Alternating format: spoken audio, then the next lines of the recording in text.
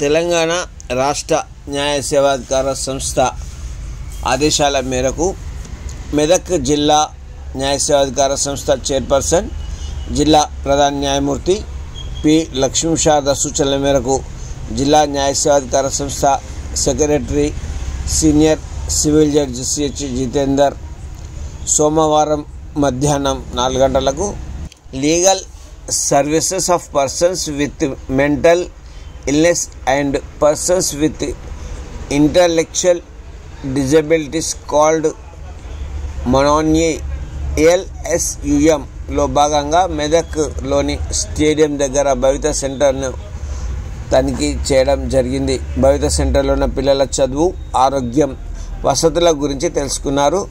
మరియు ఇందులో ఉన్న ఫిజియోథెరపీ సెంటర్ను సందర్శించి సంబంధిత అధికారులతో చర్చించారు. కార్యక్రమంలో deputy chief legal and defence counsel Ramasharma, panel lawyers Karunakar, Durgareddy, Satish, CMO DEO office Medak Srinivas, IERS Bhavita centre coordinator Medak physiotherapy doctor Srimathi Swapna, paralegal వాలంటీర్లు DLSA Medak, JERS Bhavita centre విద్యార్థులు, సిబ్బంది తదితరులు పాల్గొన్నారు.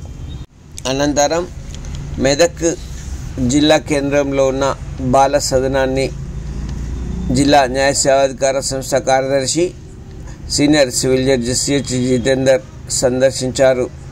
బాల సదనంలో ఉన్న పిల్లల చదువు, ఆరోగ్యం, వసతుల గురించి తెలుసుకున్నారు మరియు సంబంధిత అధికారులతో చర్చించారు.